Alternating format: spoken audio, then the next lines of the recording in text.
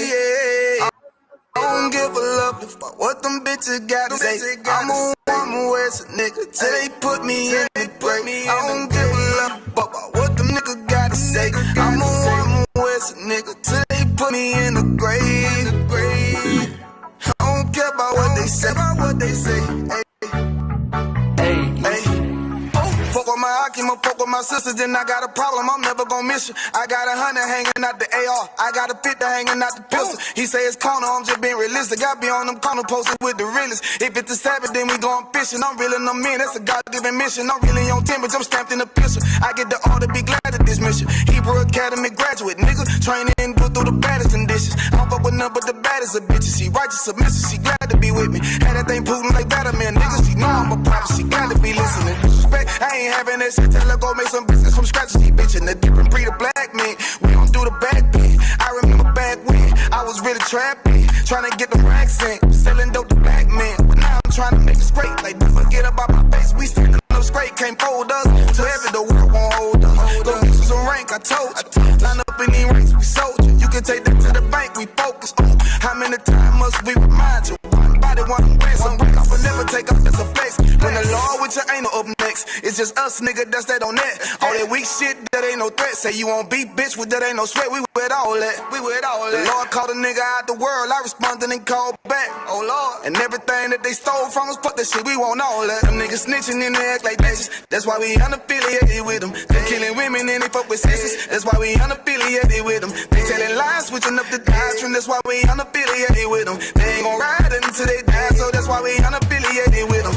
Come on the command and general, your honor, we unaffiliated with them. Like they tongue and they say they keep us hit 100, we unaffiliated with them. They telling lies, switching up the doctrine. That's why we unaffiliated with them. They ain't gon' ride until they die, so that's why we unaffiliated with them. That's why we unaffiliated with them. I cannot fuck around with fake niggas. We taking ground when we in your city. You better hide the women, hide the liquor. Keep that bitch on me, please don't butt the system. Don't be a fool and be another victim. Say you a goon, you just another Christian. How you my brother, you ain't in here with me. We in the gutter, deep down in the trenches. We with them niggas locked up in the prison. Black and Hispanic, Native American, Indian. We ain't just talking shit, but we living in it. We be everywhere, you can't miss it. And we be fresh as hell, take a picture. And we professional with the scripts. Play, we gon' script from yeah, we some killers. These nigga tripping, they mind blown. Swear business, forgive me if I'm wrong. I don't get it pause when niggas say that they be looking for niggas to slide on. On the slide that I know about this when I assemble the group with the slide on. Real, I get the order, you know that it's slaughter. See me and my niggas gon' die. The bigger the better for kingdom of heaven. You niggas get wet up by me cause I'm fed up. I rep UPK. My niggas won't let up. Got choppers, got nines, AKs, Berettas. You say you don't like me, you say you won't fight with what me and my nigga like, bitch, or whatever. You say you don't like me, you say you won't fight with what me and my nigga like. My nigga like them niggas snitching and they act like bitches. That's why we unaffiliated with them. They killing women and they fuck with sisters. That's why we unaffiliated with them. They telling lies, switching up the doctrine. That's why we unaffiliated with them. They ain't gon' ride until they die, so that's why we unaffiliated with them. Come on the command and general, your honor, we unaffiliated with them. Like they tongue and they say they keep that shit 100, we unaffiliated with them. They telling lies, switching up the doctrine. That's why we unaffiliated with them. They ain't gon' ride until they die, so that's why we unaffiliated with them. Yeah. See, they always ask us like, why y'all fuck with such and such? Why y'all won't come together with such and such? I be like, we unaffiliated with them. Understand me? Like, niggas be out here on some weirdo shit. And to be honest, that's why we unaffiliated with them. Hey, that's why we unaffiliated with them. Yeah. Oh.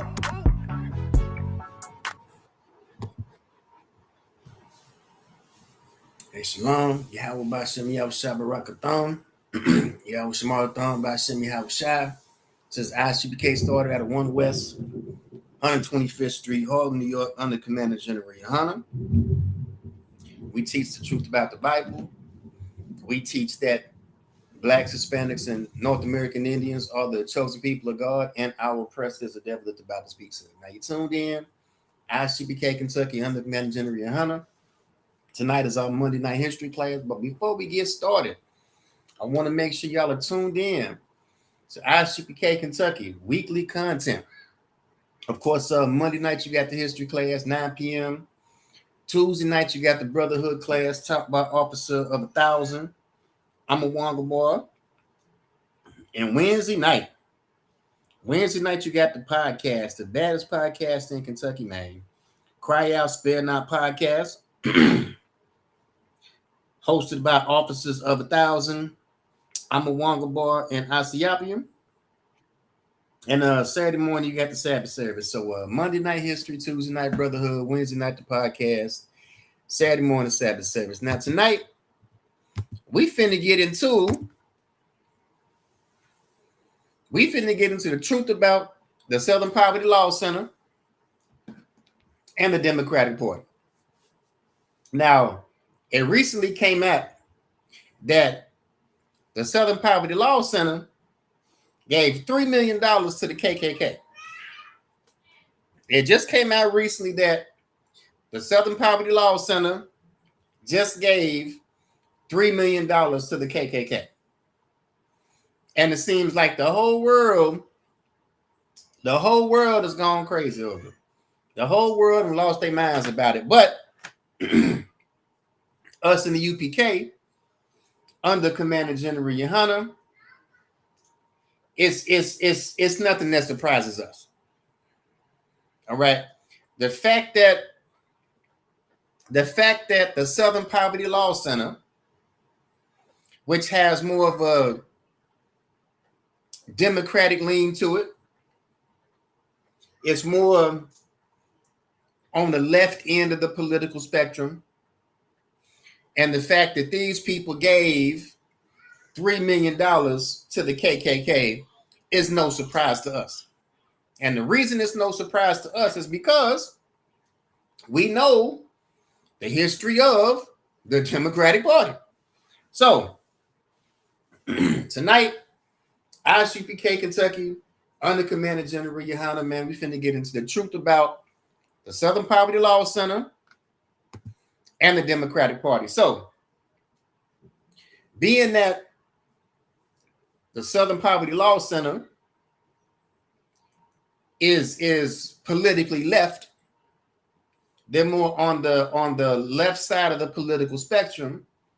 We're going to do a brief history of the Democratic Party. And after we run down the Democratic Party, it's going to make sense to y'all why they just gave $3 million to the KKK. All right, the Democratic Party founded in 1828. Mark Van Buren of New York played the central role in building a coalition of state organizations that formed a new party as a vehicle to elect Andrew Jackson. It supported expansive presidential power, the interest of slave states, and westward expansion. Now, at this time, when you're talking about the slave states, all right, you're talking about the states that were formerly of the 13 original colonies. All right. When you're talking about westward expansion, we're talking about expanding into the South. See, the 13 colonies only went as far south as Savannah, Georgia. The 13 colonies only went as far south as Savannah, Georgia. And at this time, all of these places were slave states, with the exception of Pennsylvania, Vermont, New Hampshire, places like this. All right. Matter of fact, the last state to abolish slavery was New Jersey.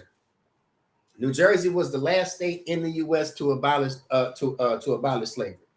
But again, at this time, when you're talking about the slave states, we're talking about the former 13 colonies. When you're talking about westward expansion, we're talking about expanding into the South. Now, when you're talking about the Southern tribes, aka your 5 civilized tribes, this is what Andrew Jackson thought about. All right, those tribes could not exist surrounded by our settlements and in continual contact with our citizens certain. They have neither the intelligence, the industry, the moral habits, nor the desire of improvement, which are essential to any favorable change in their condition. So Andrew Jackson had animosity with the Indians in the South. And this is what westward expansion was all about. This is what the Trail of Tears was all about. This is what the Indian Removal Act was all about.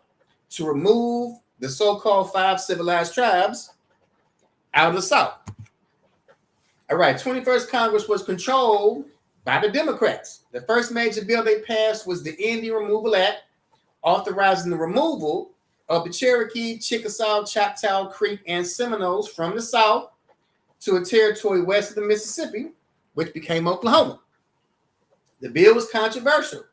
The first stage of the Choctaw forced migration began in 1831. Each successive stage was marred by a lack of food, shelter, and protection from the elements. Historian John Toland maintains that the Nazi Party's segregation and deportation of white Jewish people into ghettos and concentration camps were derived from the Democratic Party's segregation and deportation of American Indians to reservations. So the Indian Removal Act, started by the Democratic Party, was to forcibly remove the 5 civilized tribes out of the South, push us into Oklahoma, so they could expand the U.S. into the South. Why? Because that's where your resources are. All right, the resources have always been in the South. And this is where the Nazi Party got their idea of segregation and deportation of white Jewish people into ghettos and concentration camps. All right? All right, since its founding, the Democratic Party has fought against every major civil rights initiative. They defended slavery, started the Civil War, opposed Reconstruction, founded the KKK, imposed segregation, perpetrated lynchings, and fought against the Civil Rights Acts of the 50s and 60s. After Reconstruction, Democrats came back into power in the South. They quickly reestablished white supremacy across the region with measures like the Black Codes, laws that restricted the ability of Black folks to own property and run businesses. They imposed a poll tax and a literacy test and used it to subvert the Black citizens' right to vote. And how was all of it done? By the KKK, founded by a Democrat, Nathan Forrest. In effect, the Klan was the military force of the Democratic Party. So you see, it's not a surprise that the Southern Poverty Law Center would give $3 million to the KKK. It's no surprise that the Southern Poverty Law Center would give $3 million to the KKK because the Klan was the military arm of the Democratic Party. Let's work. All right, Woodrow Wilson, a Democrat, shared many views with the Klan. He screened the first ever movie played at the White House, The Birth of a Nation. A few decades later, the only serious congressional opposition to the Civil Rights Act of 1964 came from Democrats. Democratic senators filibustered the bill for 75 days. And when all their efforts to enslave us, keep us enslaved, stop us from voting, the Democrats come up with a strategy. If we're going to vote, they might as well have us vote Democrat. And President Johnson, another Democrat, this is what he thought about Black folks. All right.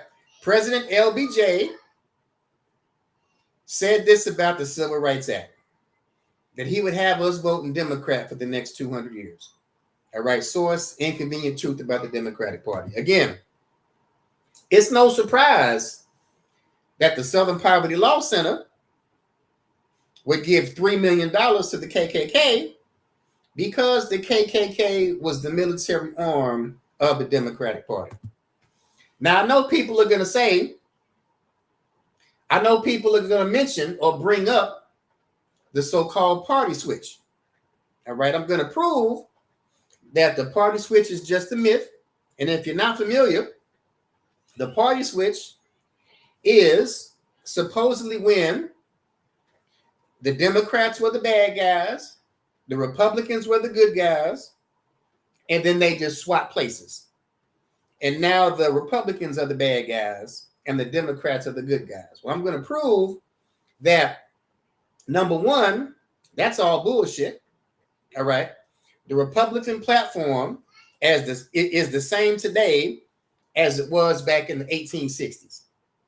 The Democratic platform is the same today as it was in the 1860s. All right. There's no such thing as the party switch. All right. The Republicans have always been the bad guys, and the Democrats have always been the bad guys. And we're finna prove it tonight.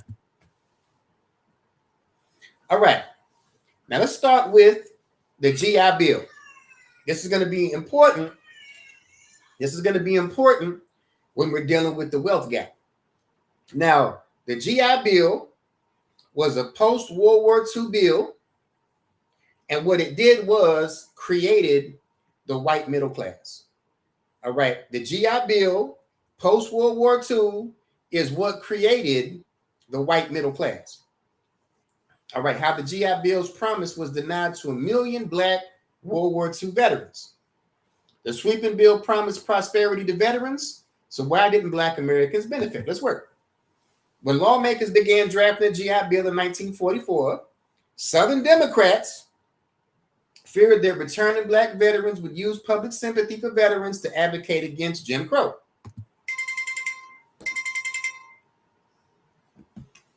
To make sure the bill largely benefited white people, Southern Democrats drew on tactics they had previously used to ensure the New Deal helped as few Black people as possible. From the start, Black veterans had trouble securing GI Bill benefits. Veterans who did qualify could not find facilities that delivered on the GI Bill promise. Now, what was the GI Bill? All right, the GI Bill was student loans, home loans, auto loans.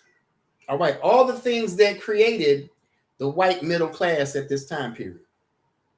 All right, all of the things that created the white middle class at this time period. All right, and all of this was denied to over 1 million Black World War II veterans. All right, Black veterans in vocational training programs at segregated high schools in Indianapolis were unable to participate in activities related to plumbing, electricity, and printing because adequate equipment was only available to white students. Southern postmasters were even accused of refusing to deliver the forms Black veterans needed to fill out to receive their benefits. Black veterans and civil rights groups protested their treatment, calling for protections like Black involvement in the VA and non-discriminatory loans. But the racial disparities and implementation of the GI Bill had already been set into motion.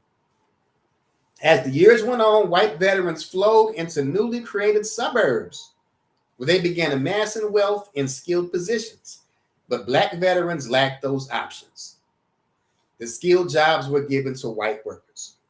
All right. The GI Bill, post-World War II, is what created the white middle class.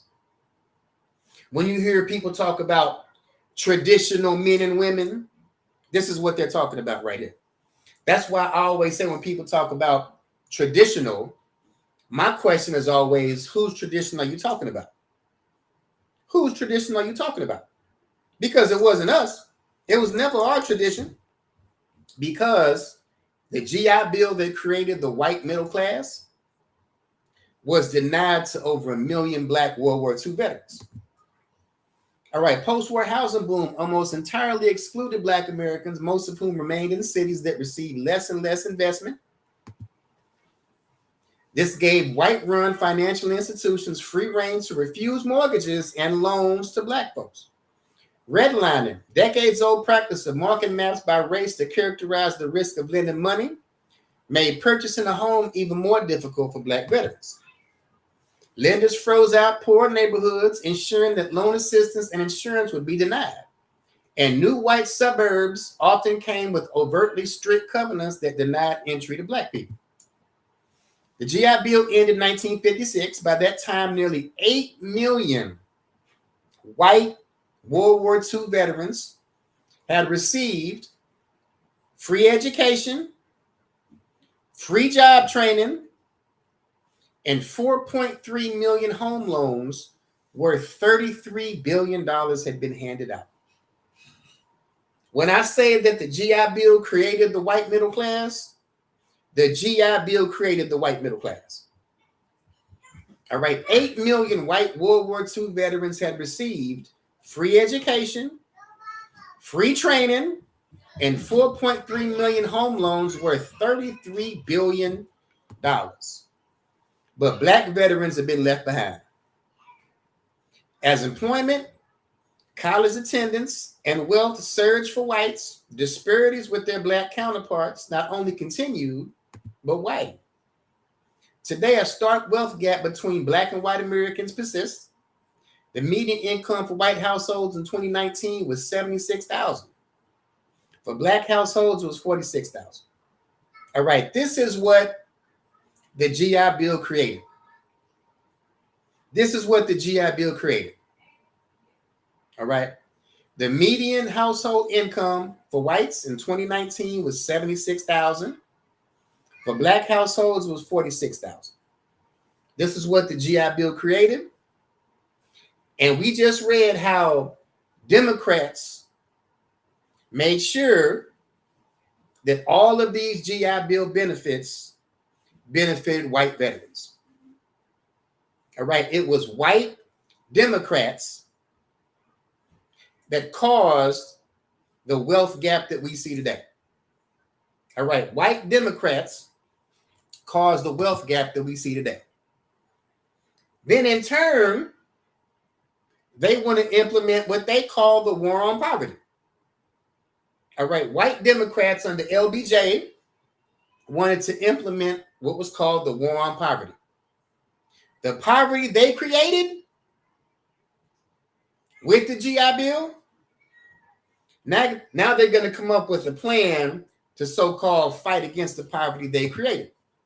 All right, the man in the house rule sought to enforce social norms about who was morally deserving of welfare.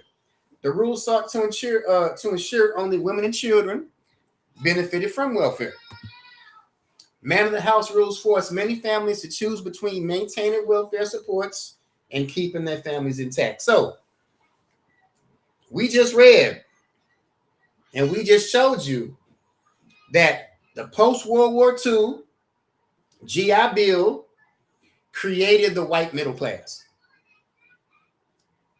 The GI Bill created the white middle class. White Democrats made sure that over 1 million black veterans were denied access to these benefits.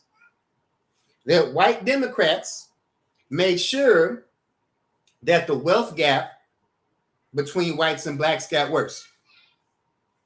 Then the Democratic Party comes along and starts the man in the house rule. All right. The poverty that the Democratic Party created in black households, they pushed the line when they said that if you had a man in the house, you couldn't continue to keep getting benefits. You want to talk about where the deadbeat dad era comes from? It comes from this. It comes from this. All right, the black family, which has survived centuries of slavery and discrimination, began rapidly disintegrating in the liberal welfare state that subsidized unwed pregnancy and changed welfare from emergency rescue to a way of life. From 1890 to 1950, black women had a higher marriage rate than white women. All right. From 1890 to 1950, black women had a higher marriage rate than white women. In 1950, only 9% of black children lived without their father. By 1960, the black marriage rate had declined, but remained close to the white marriage rate. In other words, despite open racism and widespread poverty, again, this poverty that was created by the GI Bill, strong black families used to be the norm. But by the 80s, black fatherlessness skyrocketed. All right, the 80s is what we used to call the deadbeat dad era. All right, by the mid 80s, black fatherlessness skyrocketed. Today, only 44% of black children have their father in the home. All right, in unison, the rate of black out of wedlock births went from 24% to 70% by 1994. All right, no fault divorce also comes out of this. All right, no fault divorce also comes out of this. You have your what do they call it? Unreconcilable differences. And this is the same commission that gave the state jurisdiction over family court and child custody. All right. You ever wonder why when a household breaks up, they automatically want to give the child to the mother? You ever wonder why men actually have to fight for custody of their kids? All right. All of this is coming out of this. All right. All of this comes out of this. Now, how many of y'all have heard this? The Tuskegee syphilis experiment. All right. The Tuskegee syphilis experiment. Now, it's a myth that the government was shooting us up with syphilis. That's not true. All right. What was happening is that people that already had syphilis were coming to get treatment. The problem is that people that were infected with syphilis were given a placebo because they wanted to know what syphilis would do to black people if syphilis ran its course. All right, the study was initially funded by the private Rosenwald Fund. However, the fund ended its involvement due to lack of matching state funds. The federal government under the Democrat 73rd Congress took over the funding. All right. The Rosenwald Fund ended because its lack of matching state funds. And the federal government under the heavily Democrat 73rd Congress took over the funding. All right. We actually have somebody to blame for the Tuskegee syphilis experiment now. All right. We actually have somebody to blame specifically for the Tuskegee experiment. Let's take it further. All right, 1969, the Black Panthers aligned with Confederate-wielding working-class whites. This was your Democrat coalition of the 1960s.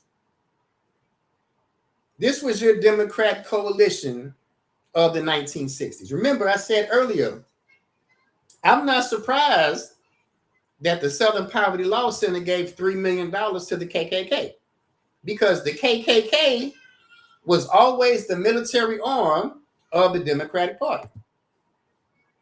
All right, this button depicts the partnership between the Young Patriots, which is a white supremacist organization, and the Black Panthers. This was your 1960s Democratic coalition, when white supremacist groups had a partnership with the Black Panthers. All right, the Black community is now entering its third generation of single motherhood as the norm, something that rose astronomically with the advent of the Great Society. The Great Society is another way of saying the war on poverty, which was a Democratic Party agenda. In addition to outcomes, there's also a wide divide between the percentage of Black families in poverty where there's a father present. All right, among married Black families, the poverty rate is 8%. Amongst Black households headed by a single mother, the poverty rate is 37%. Now, when you're going over stats like this, don't think that a state-issued license is what gets you out of poverty. It's got nothing to do with the state-issued license. It's got nothing to do with a big reception. It's got nothing to do with the ring or getting down on one knee. What it has to do with the Black father being present. All right. When a Black father is present in their children's lives, the poverty rate is 8%. Households headed by a single mother, The poverty rate is 37%. Again, while we outline a number of negative consequences resulting from single mother households, it's worth pulling out one relation to the destruction of the Black family in America. There's no better predictor of male criminality than being raised in a fatherless home. 70% of all juvenile offenders, 60% of all rapists, 72% of all murderers, and 70% of all long-term inmates all come out of single mother households. All right, 70% of all juvenile offenders, 60% of all rapists, 72% of all murderers, and 70% of all long-term inmates all come out of single mother households. Now, why is this important? Why is this important? All right, 13th Amendment to the Constitution. Neither slavery nor involuntary servitude, except as a punishment for a crime, shall exist within the U.S. Meaning that slavery was abolished with the 13th Amendment, except as a punishment for a crime. Meaning that slavery is completely legal in the U.S. if you've been convicted of a crime. 94 Crime Bill created new criminal sentences and incentivized states to build more prisons and pass truth in sentencing laws. And the 94 Crime Bill passes because of Joe Biden, a Democrat, and Bill Clinton, a Democrat.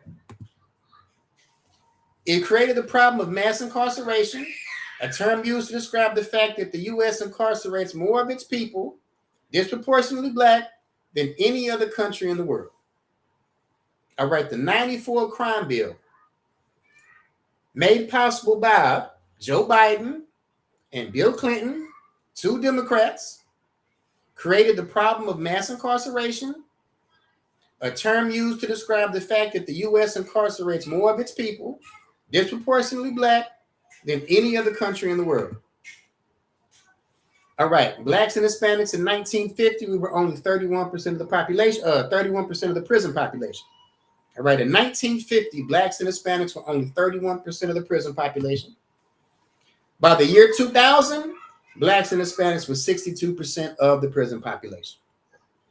This is because of mass incarceration, the 94 Crime Bill, which was made possible by two Democrats, Joe Biden and Bill Clinton. Now, you might think that all of this is old. You might think that none of this matters anymore. But Joe Biden spoke fondly of Democrat Senator Robert Byrd, a Klan member, as a mentor, guide, and a friend. All right, Joe Biden said a Klan member was a mentor, guide, and a friend. He goes, Bill Clinton, with trusted advisor, Orville Faber, and he was responsible for sending over 200 National Guardsmen to block 7 Black children from registering at a white school in 1957. All right. Now, again, it's a belief that there was this thing called a party switch, where the Democrats used to be the bad guys, the Republicans used to be the good guys. All of a sudden, they all flip-flop sides, and now the Democrats are the good guys and the Republicans are the bad guys. This is what really happened. Republican nominee 1964 presidential election was Barry Goldwater, and he was against the Civil Rights Bill.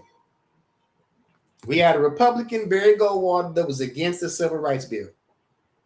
He received the support of white Southerners, but 90% of the Black vote went to LBJ. All right, prior to that, Black folks used to vote Republican. But because the Republican nominee at that time opposed civil rights, they got the support of white Southerners, but 90% of Black voters voted Democrat, President LBJ. All right, what really happened was that you had a Republican presidential nominee that was against the Civil Rights Bill. In turn, this presidential nominee got the support of white Southerners, but 90% of black voters voted for Democrat LBJ. And because of that, black folks have been voting Democrat ever since. All right, so the parties didn't flip-flop. All right, our support of our political allegiance is what changed. All right, the parties didn't flip-flop platforms. A bunch of racists didn't leave the Democratic Party and go to the Republican Party or the other way around. What changed was our political allegiance. All right. 1964 marked a watershed for Black Americans in the GOP, with Black Republican support now falling to around 10%. And that's why the only Black Republicans you see today are people like Jesse Lee Peterson, Candace Owens, the Hodge twins, people like that. All right, now, at the time of Grant's election to presidency, white supremacists were conducting a reign of terror throughout the South. In outright defiance of Republican-led federal government, Southern Democrats formed organizations that violently intimidated Blacks and Republicans who tried to win political power. The most prominent of these was the KKK, formed in Tennessee, 1865. Founded as a social club for Confederate soldiers, the Klan evolved into a terrorist organization. It was responsible for thousands of deaths and would help to weaken the political power of Southern Blacks and Republicans. Activity in the South often took the form of riots that targeted Blacks and Republicans. 1866, a quarrel between whites and Black soldiers erupted in Memphis, Tennessee. White policemen assisted the mobs in their violent rampage through the Black sections of town.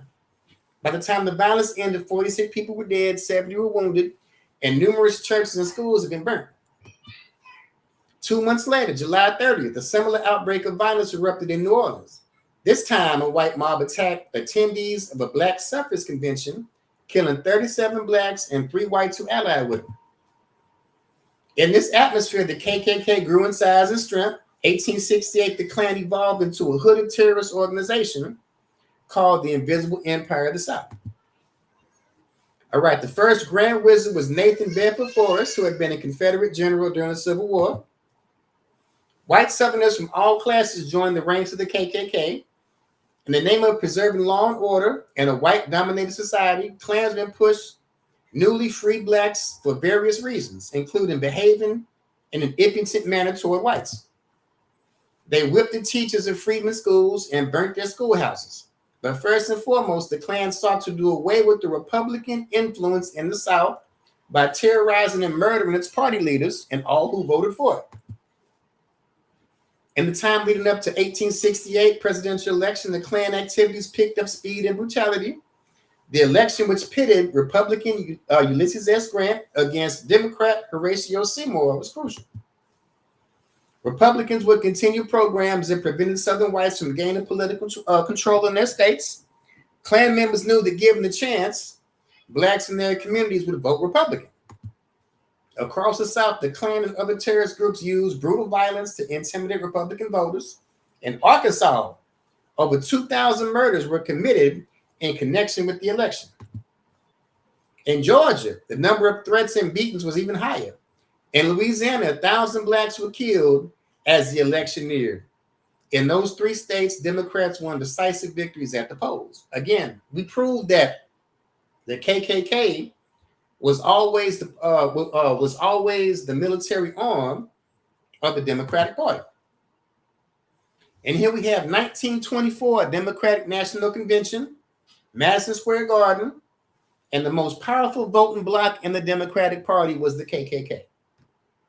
Again, it was never a surprise to me that the Southern Poverty Law Center gave $3 million to the Klan, because I know the history of the Democratic Party. All right, civil rights groups condemned Southern Poverty Law Center's indictment and prepared for legal fights. Southern Poverty Law Center indicted on federal fraud charges. The Justice Department alleges that the SPLC, which rose in prominence for its work prosecuting and tracking hate groups like the KKK, violated federal law through its network of paid informants and extremist groups. The Department of Justice claims the payment funded hate groups and misled the SPLC's donors. All right, the Department of Justice claims the payments funded hate groups and misled the SPLC's donors. The SPLC now faces charges of wire fraud, bank fraud, and conspiracy to commit money laundering in the case brought in the federal court in Alabama, where the organization is based. The problem is that the indictment essentially claims that it was fraud on SPLC's donors to use their funds to fight the Klan, the neo-Nazis, and other white supremacist groups, when that is exactly what people gave to the organization. Civil rights organizations are now preparing for further legal action. Organizations have reviewed their document retention, tax compliance, and auditing policies over the last year to safeguard against any probes or lawsuits. Civil rights organizations have also floated create new organizational structures that may better withstand legal scrutiny.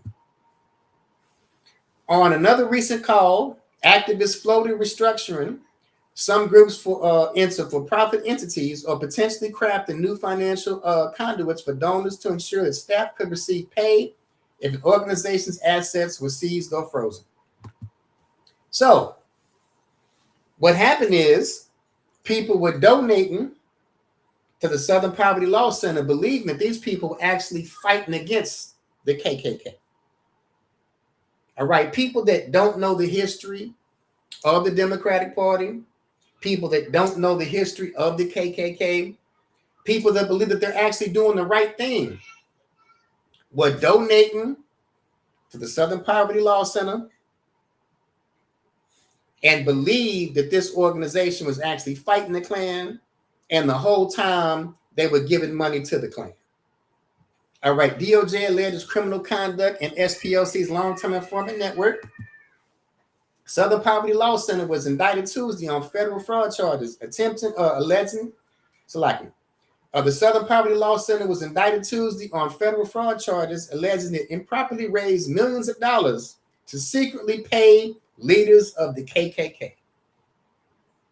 Again, it's no surprise to us in the UPK and the Commander General Yohana, because we know the history of the KKK. We know the KKK has always been the military arm of the Democrats. All right, the SPLC was indicted Tuesday on federal fraud charges, alleging it improperly raised millions of dollars to secretly pay leaders of the KKK. The Justice Department alleges the civil rights group defrauded donors by using their money to fund the very extremism it claimed to be fighting, with more than $3 million paid to informants. Again, donors that don't know the history, donors that believe they're actually doing the right thing, donors that believe that they were given to an organization that's fighting the KKK. This organization is actually funding the KKK. Let's work. Prosecutors allege some of the money was used by extremists to carry out other crimes, but the court papers did not include specific examples. The SPLC, based in Montgomery, Alabama, founded in 1971 and used civil litigation to fight against white supremacist groups. The nonprofit has become a popular target amongst Republicans who see it as overly leftist and partisan. Again, the SPLC is a Democratic group. Now, we've talked a lot about the Democratic Party in this class tonight, but don't get me wrong. All right, not only are the Democrats the enemy of Blacks, Hispanics, and North American Indians, the Republican Party is also the enemy of Blacks, Hispanics, and North American Indians. All right, neither party has our best interest at heart. All right, the Republican Party was anti-immigration in the 1860s, and it's anti-immigration now. The parties never switched. Our political allegiance just switched. But the Republican platform has always been anti-immigration. It was anti-immigration in the 1800s. It's anti-immigration now. The Democratic Party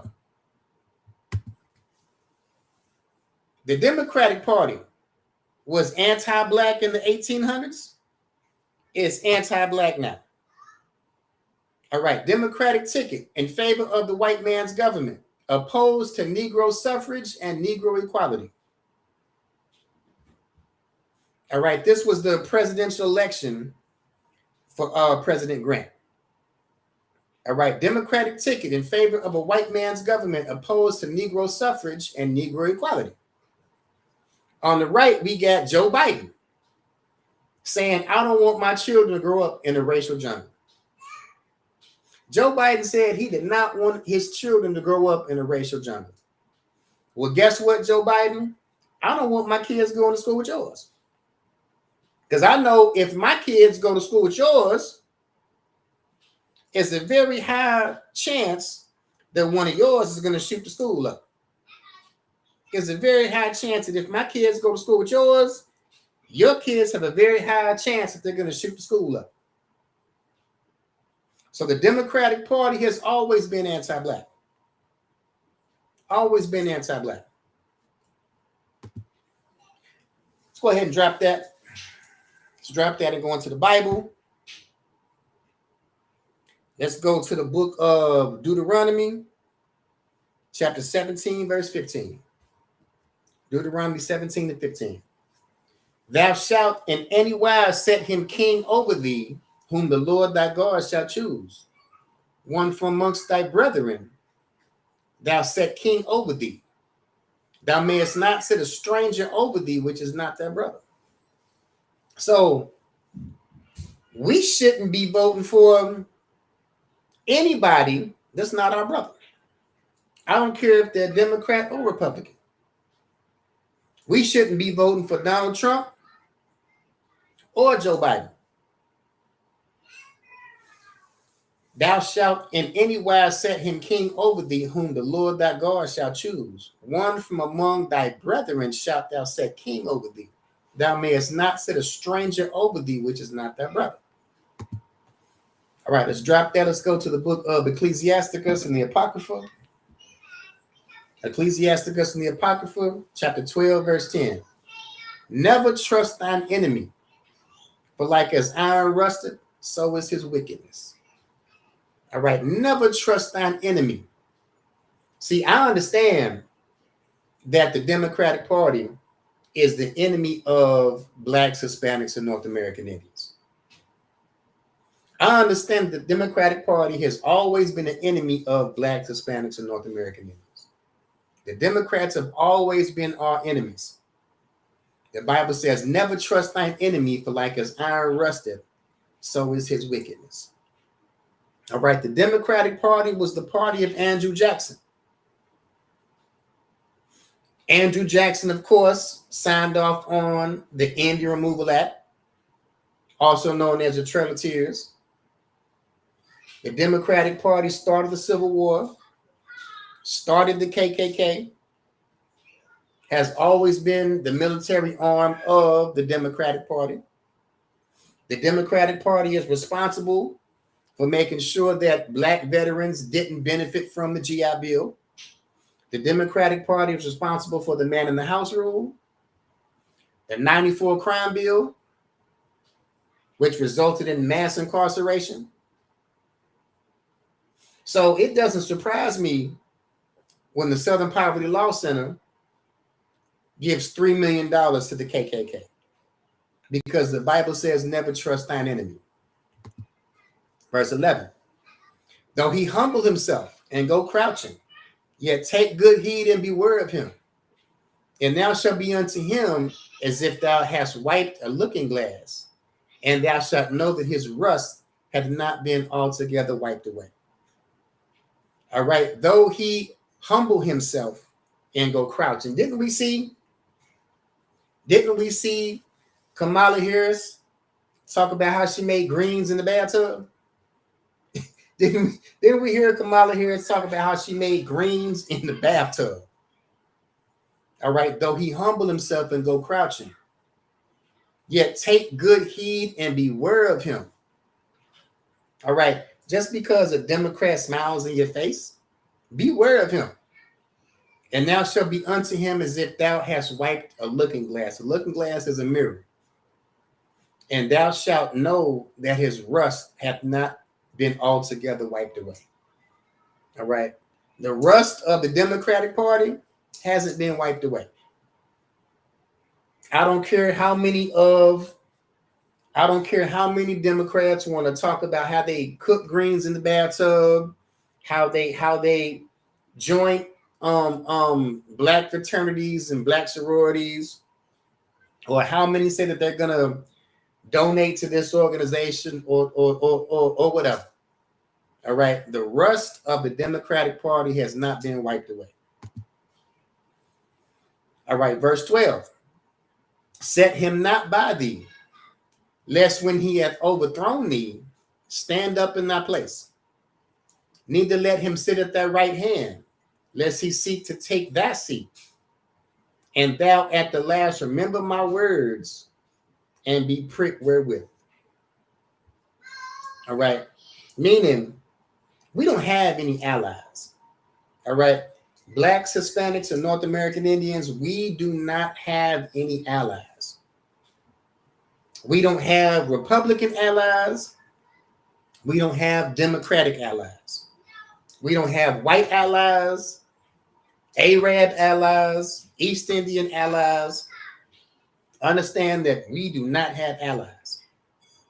All right, set him not by thee, lest when he hath overthrown thee, he stand up in thy place. Neither let him sit at thy right hand symbolizing power. Lest he seek to take thy seat, and thou at last remember my words and be pricked wherewith. All right, be pricked therewith. All right, always remember this. Always remember, no matter what kind of smile they come with, no matter what kind of program they propose, no matter what they say they finna do for us, all right, the Democratic Party, the Republican Party, these people are not our friends.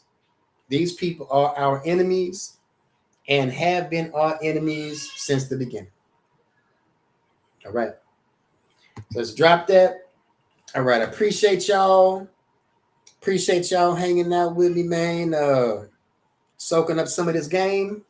Monday night, every Monday, 9 p.m., Lord willing, you got the history class. Tuesday night, Brotherhood class, 7 p.m., taught by Officer of 1,000. I'm a Wonga boy. If you want the best biblical breakdowns in Kentucky, you better be tuned in every Tuesday. ISUPK Kentucky Brotherhood class, 7 p.m. Wednesday night, Cry Out Spirit Not podcast, 9 p.m., hosted by Officers of 1,000. I'm a Wonga bar and Ethiopian. And come and get the biblical solution to all the viral videos going across the internet. Come and get your whole timeline broke down. Tune in to the podcast that breaks down other podcasts. And of course, Saturday morning, you got the Sabbath Service. With that, we'll go ahead and read the security announcements. Security announcements. We are the ISUPK, started out of 1 West, 125th Street, Harlem, New York.